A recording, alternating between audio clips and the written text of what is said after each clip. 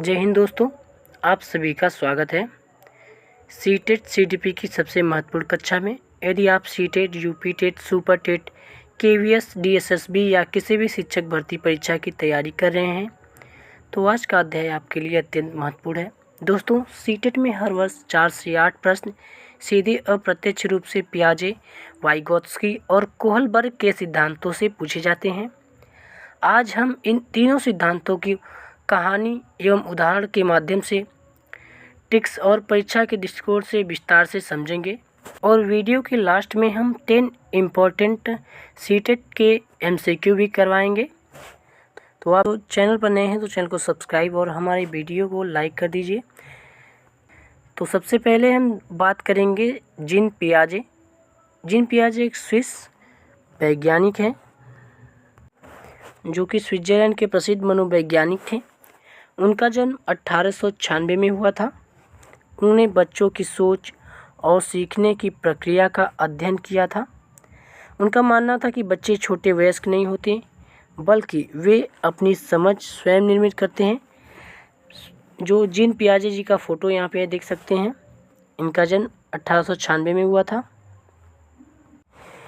इनका मानना था कि बच्चा केवल सुनकर नहीं सीखता बल्कि अपने अनुभवों से ज्ञान का निर्माण करता है, खुद सीखता है, खुद करके सीखता है। इन्होंने बच्चे को नन्हा वैज्ञानिक कहा था। मान लीजिए आज एक छोटा बच्चा पहली बार नींबू खाता है, जैसे कि वह नींबू खाता है उसका मुंह सिकुड़ जाता है। अब अगली बार जब वह नींबू देखेगा तो उसे पहले वाला अनुभव याद आएगा, क्योंकि नींबू जो है वो खाते उसका मुंह सिकुड़ गया था, खट्टा था इसलिए। तो यह बातें जो है उसे किसी किताब ने नहीं बताया, नींबू खट्टा होता है, उसने खुद अनुभव करके सीखा। यही पियाजे का मुख्य विचार है कि बच्चा स्वयं सीखता है, इसीलिए उसको जो है नन्हा वैज्ञानिक कहा था इन्होंने। सीटेट की दृष्टि से फैक्ट है, पियाजे को संज्ञानात्मक विकास का जनक कहा जाता है। ये भी याद रखिएगा, बहुत ही इंपॉर्टेंट है। संज्ञानात्मक विकास का जनक किसे कहा जाता है? तो जीन पियाजे जी को संज्ञानात्मक विकास का जनक कहा जाता है। अब हम देखेंगे पियाजे के प्रमुख सिद्धांत, जो कि पहला है स्कीमा। स्कीमा क्या होता है? किसी वस्तु, व्यक्ति या घटना के बारे में हमारे मन में बना मानसिक ढांचा स्कीमा कहलाता है। स्कीमा का अर्थ है मानसिक ढांचा। तो जीन पियाजे ने एक महत्वपूर्ण शब्द दिया था स्कीमा। इसका अर्थ होता है कि हमारे दिमाग में बनी हुई मानसिक तस्वीर जो होती है उसे ही हम स्कीमा कहते हैं। तो उदाहरण के माध्यम से समझते हैं। यदि बच्चे ने पहली बार गाय देखी और उसके 4 पैरों वाला जानवर समझा तो उसके मन में एक स्कीमा बन गया। 4 पैरों वाला वो चीज़ें देखेगा तो बोलेगा कि गाय है। कोई गाय का नाम लेगा, कोई गाय क्या कैसी होती है, तो वो 4 पैर उसके दिमाग में बैठ गया है, तो 4 पैर वाली चीज़ देखेगा तो बोलेगा गाय है। जैसे कि यदि मैं अभी आम शब्द बोलूं तो आपके मन में क्या आता है? तुरंत आम की तस्वीर आ जाएगी, पीला रंग, मीठा स्वाद और गर्मी का मौसम, ये सभी चीज़ें याद आएंगी। तो यही एक स्कीमा है कि हमारे दिमाग में पहले से जो बैठा हुआ है कि आम का रंग पीला होता है, स्वाद में मीठा होता है, ये चीज़ें हम जानते हैं। नेक्स्ट टॉपिक है आत्मसात्करण या एसिमिलेशन। ये क्या होता है? तो नई जानकारी को पुरानी ज्ञान में जोड़ना आत्मसात्करण कहलाता है। उदाहरण में बच्चा भैंस को गाय भी समझ लेता है, क्योंकि जो उसने पहले गाय के बारे में सोचा था कि गाय 4 पैर होते हैं, तो वो उसे देखकर भी भैंस को भी देखता है कि 4 पैर हैं। हाँ, तो उसे भी वो भैंस को भी जो गाय बुलाने लगता है, गाय कहने लगता है। नई जानकारी को पुराने ज्ञान से जोड़ना जो है आत्मसात्करण कहलाता है। इसी कारण जो है बच्चा भैंस को भी गाय समझ लेता है। मान लीजिए राहुल नाम का बच्चा है जो पहली बार गाय देखता है, माँ उसे बताती है कि यह गाय है। अब उसके दिमाग में 4 पैरों वाली जानवर की एक तस्वीर बन जाती है। अगले दिन राहुल भैंस देखता है और कहता है, मम्मी देखो गाय। क्यों? क्योंकि वह नई जानकारी को पुराने ज्ञान में फिट कर रहा है। यही हमारा आत्मसात्करण कहलाता है। तीसरा हमारा टॉपिक है समायोजन या एकोमोडेशन। इसमें क्या होता है? तो पुराने ज्ञान में परिवर्तन करके नई जानकारी को स्वीकार करना समायोजन कहलाता है। कि जब बच्चा अपने पुराने ज्ञान को बदल कर नई जानकारी को स्वीकार करता है, एक्सेप्ट करता है, तो उसे समायोजन कहते हैं। जैसे कि अब माँ राहुल से कहती है, बेटा यह गाय नहीं भैंस है। अब राहुल अपनी सोच बदलता है, वह समझ जाता है कि गाय और भैंस दो अलग अलग चीज़ें हैं। तो इसे ही समायोजन कहा जाता है, एक्मोडेशन कहा जाता है। चौथा हमारा संतुलन या फिर इक्विलिब्रेशन। ये क्या होता है? आत्मसातकरण और समायोजन के बीच संतुलन बनाना। पियाजे की 4 अवस्थाएं हैं, कौन कौन सी है उसे हम देखते हैं। तो सबसे पहला है संवेदी गामक अवस्था, जो कि 0 से 2 वर्ष तक चलता है। इसकी विशेषताएं क्या है? इंद्रियों एवं क्रियाओं द्वारा सीखना, वस्तु स्थायित्व, अनुकरण, ये सभी इसकी विशेषताएं हैं। यह अवस्था जन्म से 2 वर्ष तक होती है। इस अवस्था में बच्चा अपनी इंद्रियों और गतिविधियों के माध्यम से चीज़ों को सीखता है। मान लीजिए 8 महीने का कोई बालक है, उसकी माँ एक खिलौना रखती है, फिर उसे तकिए के नीचे छिपा देती है। तो बच्चा सोचता है कि खिलौना गायब हो गया, लेकिन जब वही बच्चा थोड़ा बड़ा हो जाता है तो वह तकिया हटाकर खिलौना खोजने लगता है। फिर ऐसा काम करने पर तकिया हटाकर बच्चा खोजने लगता है। इसका अर्थ है कि उसे समझ आ गया है कि वस्तु दिखाई न दे तो उसका अस्तित्व रहता है। इसे वस्तु अस्थायित्व कहते हैं या फिर ऑब्जेक्ट परमानेंस कहते हैं। सीटेट के दृष्टि से इम्पोर्टेंट क्या है? वस्तु अस्थायित्व किस अवस्था में विकसित होती है? तो वस्तु अस्थायित्व जो है हमारा संवेदी गामक अवस्था में विकसित होती है। इसे याद रखिएगा, वेरी इंपॉर्टेंट है। आगे हम देखेंगे। नंबर 2 है पूर्व संक्रियात्मक अवस्था। ये जो अवस्था है 2 से 7 वर्ष तक रहता है। इस अवस्था में बच्चा कल्पनाएं बहुत करता है। इसकी विशेषताएं क्या है? प्रतीकात्मक चिंतन, भाषा विकास, आत्मकेंद्रिता और सजीववाद, ये सभी चीज़ें इसकी विशेषताएं हैं। इस वर्ष 2 से 7 वर्ष तक की जो है बच्चा इन सभी चीज़ों का जो से विकास होता है। यदि आप छोटे बच्चे से पूछें चाँद कहाँ जा रहा है, तो वो कहेगा मेरे साथ चल रहा है, क्योंकि वो समझता है कि ये चीज़ें हमारे अनुसार चल रही हैं। सभी चीज़ें, दुनिया की सभी चीज़ें उसके साथ चल रही हैं। उसे लगता है कि दुनिया उसी के इर्द गिर्द घूमती है। इसे आत्म केंद्रित कहते हैं। सजीववाद यदि आप बच्चे से पूछें क्या गुड़िया रोती है, तो वो कहेगा हाँ रोती है। गुड़िया को खाना खिलाएगा। और जो बादल, कभी बारिश होती है तो बारिश जो होती है तो बालक कहता है कि बादल रो रहा है। तो ये चीज़ें हमारा सजीववाद हो जाता है, उसे ही सजीववाद कहते हैं। तीसरा हमारा है मूर्त संक्रियात्मक अवस्था। ये 7 वर्ष से 11 वर्ष तक होता है। इसकी विशेषताएं क्या है?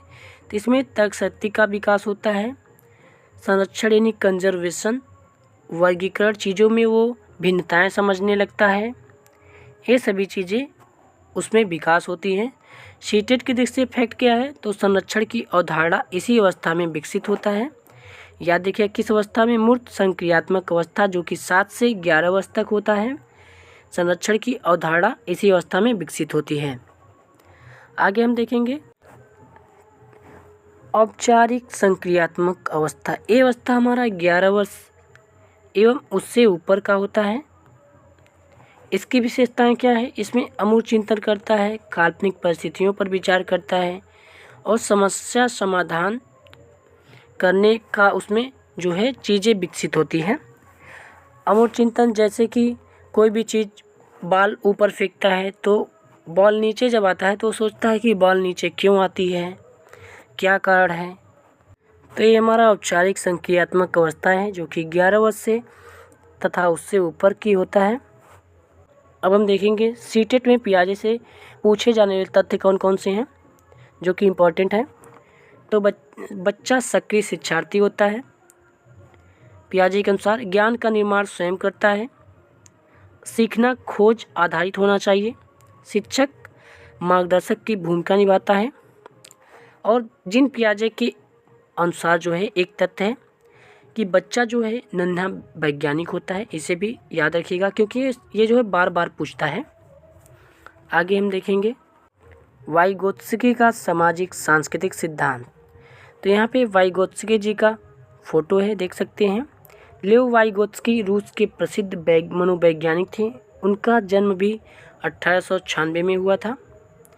उन्होंने ये बताया कि सीखना केवल व्यक्ति की मानसिक प्रक्रिया नहीं है बल्कि समाज और संस्कृति का भी बड़ा योगदान होता है। उन्होंने कहा बच्चा अकेले नहीं सीखता बल्कि समाज संस्कृति के माध्यम से सीखता है चीज़ों को, अपने सगे संबंधियों से, पेरेंट्स से और जितने भी रिलेटिव्स होते हैं उन सभी चीज़ों से कुछ न कुछ सीखता है बालक। जैसे कि यदि किसी बच्चे को जन्म के बाद किसी से बात करने का अवसर न मिले तो वह भाषा नहीं सीख पाएगा। यही कारण है कि समाज सीखने में महत्वपूर्ण योगदान निभाता है। बच्चा समाज से सीखता है। अब हम देखेंगे वाइगोत्स्की के प्रमुख सिद्धांत को।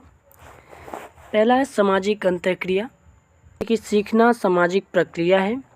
बच्चा परिवार से, शिक्षक से, मित्रों से कुछ न कुछ सीखता है, अपने रिलेटिव से, सगे संबंधियों से, समाज से कुछ न कुछ सीखता रहता है। आगे हमारा है जेपीडी या निकटस्थ विकास क्षेत्र। ये क्या होता है?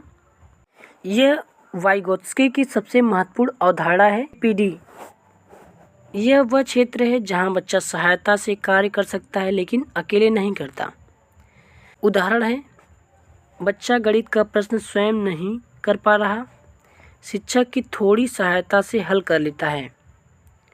मान लीजिए रोहन कक्षा 5 में पढ़ता है, उसे भाग देना नहीं आता है और शिक्षक बोर्ड प्रश्न लिखते हैं जैसे कि उसमें कोई भाग देने के लिए वहाँ पे संख्या लिखी रहती है, तो रोहन अकेले हल नहीं कर पाता। शिक्षक थोड़ा संकेत देता है और रोहन से प्रश्न करता है कि रोहन 6 का पहाड़ा करो। मान लो वो जो है भाग 6 से देने के लिए दिया है, तो वो रोहन से पूछता है रोहन 6 का पहाड़ा बताओ।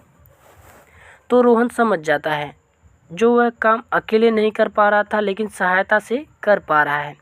वही जेडपीडी कहलाता है। जेडपीडी वही कहलाता है। जैसे कि कोई बालक साइकिल चलाना नहीं जानता है तो वो अपने पिता की मदद से जो है साइकिल को चलाना सीखता है। धीरे धीरे सीखता का मतलब जैसे कि उसके पिता जो है उसे सहारा देते हैं, साइकिल पीछे से पकड़ते हैं तो बच्चा जो है उसे चलाता है। तो इसी को जेपीडी कहा जाता है। आगे हमारा है इसके फोल्डिंग। ये क्या होता है? तो ये जो है शिक्षक द्वारा दी गई अस्थायी सहायता होती है। जब बच्चा सीख जाता है तो सहायता जो है हटा ली जाती है। साइकिल चलाना सीखते समय पीछे से जब पिता पकड़ा रहता है तो फिर जब बच्चा धीरे धीरे सीख जाता है, सीखने लगता है, तो पिता सहारा जो दिया रहता है पीछे से वो छोड़ देता है। इसी को कहा जाता है इसके फोल्डिंग। चौथा हमारा है भाषा का महत्व। वाइगोत्स्की के अनुसार भाषा सीखने का सबसे महत्वपूर्ण साधन है। वह सीखने का सबसे महत्वपूर्ण साधन होता है भाषा। अब हम देखेंगे सीटेट की दृष्टि से वाइगोत्स्की के इम्पोर्टेंट तथ्य को देखेंगे। सीखना सामाजिक प्रक्रिया है। शिक्षक सहायक यही फैसिलिटेटर का कार्य करता है। जेपीडी सबसे महत्वपूर्ण अवधारणा है वाइगोत्स्की की। भाषा और संस्कृति विकास को प्रभावित करते हैं वाइगोत्स्की के अनुसार। तो ये इम्पोर्टेंट फैक्ट्स हैं सीटेट की दृष्टि से, इसे याद रखिएगा। आगे हम देखेंगे। अब हम देखेंगे कोहलबर्ग का नैतिक विकास सिद्धांत। यहाँ पे देख सकते हैं कोहलबर्ग का फोटो है। इनका परिचय देख लेते हैं। लॉरेंस कोहलबर्ग अमेरिका के प्रसिद्ध मनोवैज्ञानिक थे। उनका जन्म 1927 में हुआ था। लॉरेंस कोहलबर्ग ने नैतिक विकास का सिद्धांत दिया था। उन्होंने अध्ययन किया कि बच्चे सही गलत का निर्णय कैसे कर लेते हैं। इस चीज़ पर उन्होंने अध्ययन किया। कोहलबर्ग के 3 स्तर और 6 चरण हैं। तो पहला स्तर है पूर्व परंपरागत स्तर और फर्स्ट चरण है दंड एवं आज्ञा पालन, ये फर्स्ट चरण है। उदाहरण, बच्चा गलत काम इसलिए नहीं करता क्योंकि उसे सज़ा मिलेगी, इस चीज़ से उसे डर रहती है, इसलिए वह गलत काम नहीं करता है। एक बच्चा दुकान से टॉफ़ी नहीं उठाता है, मैं उससे पूछता हूँ तुमने टॉफ़ी क्यों नहीं ली? यदि वह कहता है क्योंकि मम्मी मारेगी, तो यह नैतिकता नहीं बल्कि यह सज़ा का डर है। तो ये हमारा दंड एवं आज्ञा पालन का स्तर दिखलाता है। इस स्तर पर बच्चा सही और गलत का जो निर्णय है सज़ा के आधार पर करता है। मैं चोरी नहीं करूँगा क्योंकि मुझे सज़ा मिलेगी, इसलिए वो जो है चोरी नहीं करता है। दूसरा चरण है पुरस्कार एवं लाभ। उदाहरण, मैं होमवर्क करूँगा तो क्योंकि मुझे चॉकलेट मिलेगा, तो ये पुरस्कार एवं लाभ का स्तर है। मैं पढ़ाई करूँगा क्योंकि मुझे चॉकलेट मिलेगा। दूसरा स्तर है परंपरागत स्तर। इसमें तीसरा चरण है अच्छा बच्चा अभिविन्यास। उदाहरण इसमें है अच्छा व्यवहार करूँगा ताकि लोग मुझे अच्छा कहेंगे, मेरी प्रशंसा करेंगे। मैं अच्छा व्यवहार करूँगा ताकि लोग मेरी प्रशंसा करें। चरण चौथा है कानून एवं व्यवस्था।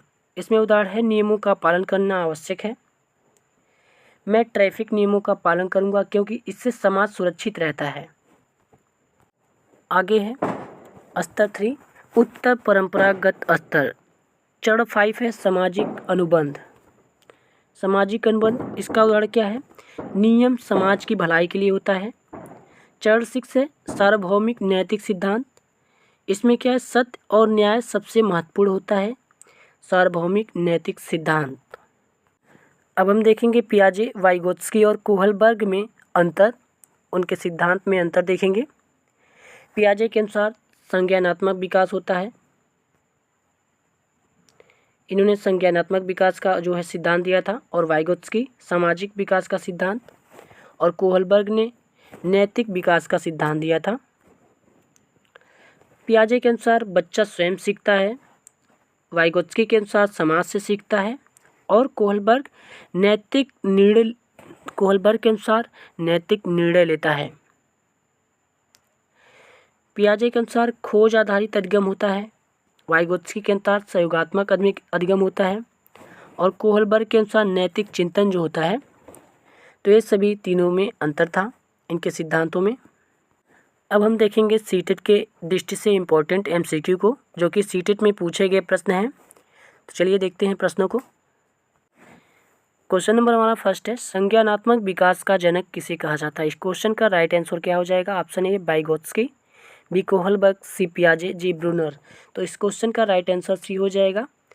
पियाजे के अनुसार संज्ञानात्मक विकास का जनक जो है पियाजे, जीन पियाजे जी को कहा जाता है। तो ऑप्शन हमारा सी राइट हो जाएगा। नेक्स्ट क्वेश्चन है, वस्तु स्थायित्व की अवधारणा किस अवस्था में विकसित होती है? इस क्वेश्चन का राइट आंसर क्या हो जाएगा? ऑप्शन ए पूर्व संक्रियात्मक, बी मूर्त संक्रियात्मक, सी संवेदीगामक, डी औपचारिक संक्रियात्मक। इस क्वेश्चन का राइट आंसर हमारा सी हो जाएगा, संवेदीगामक। वस्तु स्थायित्व की अवधारणा जो है संवेदीगामक अवस्था में विकसित होती है। तो राइट आंसर सी हो जाएगा। हमारा नेक्स्ट क्वेश्चन है क्वेश्चन नंबर 3, जेडपीडी की अवधारणा किसने दी थी? तो इस क्वेश्चन का राइट आंसर क्या होगा? ऑप्शन ए पियाजे, B Kohlberg, C Vygotsky, D Gardner. तो इस क्वेश्चन का राइट आंसर सी हो जाएगा। वाइगोत्स्की के द्वारा जीपीडी की अवधारणा दी जाती है। तो राइट आंसर सी हो जाएगा। हमारा अगला प्रश्न है क्वेश्चन नंबर 4, स्कैफोल्डिंग का संबंध किससे है? तो इस क्वेश्चन का राइट आंसर हमारा क्या हो जाएगा? ऑप्शन ए पियाजे, बी वाइगोत्स्की, सी कोहलबर्ग, और डी है फ्रॉयड। तो इस क्वेश्चन का राइट आंसर हमारा हो जाएगा ऑप्शन नंबर बी, वाइगोत्स्की के अनुसार इसकी अवधारणा दी जाती है। तो ऑप्शन हमारा बी वाला राइट हो जाएगा। अगला प्रश्न है क्वेश्चन नंबर 5, नैतिक विकास का सिद्धांत किसने दिया? इस क्वेश्चन का राइट आंसर क्या होगा? ऑप्शन ए वाइगोत्स्की, बी पियाजे, सी कोहलबर्ग, डी ब्रूनर। तो इस क्वेश्चन का राइट आंसर हो जाएगा ऑप्शन सी, कोहलबर्ग के द्वारा नैतिक विकास का सिद्धांत दिया जाता है। तो राइट आंसर सी हो जाएगा। नेक्स्ट क्वेश्चन है क्वेश्चन नंबर 6, आत्म केंद्रित किस अवस्था की विशेषता है? इस क्वेश्चन का राइट आंसर क्या होगा? ऑप्शन ए पूर्व संक्रियात्मक, बी मूर्त संक्रियात्मक, सी औपचारिक, डी संवेदीगामक। तो इसका राइट आंसर हमारा ए हो जाएगा। पूर्व संक्रियात्मक आत्मकेंद्रिता जो है अवस्था हमारा पूर्व संक्रियात्मक अवस्था की विशेषता है। अगला प्रश्न हमारा है प्रश्न नंबर 7 है संरक्षण की अवधारणा किस अवस्था में विकसित होती है। इस क्वेश्चन का राइट आंसर क्या हो जाएगा। ऑप्शन ए संवेदी गामक, बी पूर्व संक्रियात्मक, सी मूर्त संक्रियात्मक, डी औपचारिक। तो इस क्वेश्चन का राइट आंसर हमारा सी हो जाएगा मूर्त संक्रियात्मक। संरक्षण की अवधारणा मूर्त संक्रियात्मक अवस्था में विकसित होती है। अगला प्रश्न है प्रश्न नंबर 8 सीखना एक सामाजिक प्रक्रिया है, यह किसका मत है। इस क्वेश्चन का राइट आंसर क्या होगा। ऑप्शन ए पियाजे, B Kohlberg, C Vygotsky, D Gardner. तो इस क्वेश्चन का राइट आंसर सी हो जाएगा वाइगोत्स्की के अनुसार सीखना एक सामाजिक प्रक्रिया है। तो राइट आंसर हमारा सी हो जाएगा। अगला प्रश्न है प्रश्न नंबर 9 अच्छा बच्चा अभिविन्यास किस स्तर का चरण है। इस क्वेश्चन का राइट आंसर क्या होगा। ऑप्शन ए पूर्व परंपरागत, बी परंपरागत, सी उत्तर परंपरागत, डी नैतिक।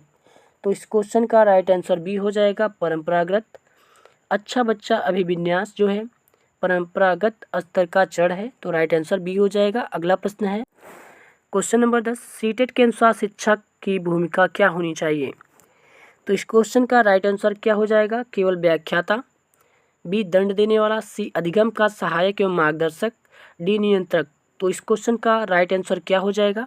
आप लोग कमेंट के माध्यम से बताइएगा कि इस क्वेश्चन का राइट आंसर क्या होगा। यदि आपने यह पूरी क्लास ध्यान से देख ली है तो सीटेट सीडीपी के सबसे महत्वपूर्ण सिद्धांत आपके लिए आसान हो जाएंगे।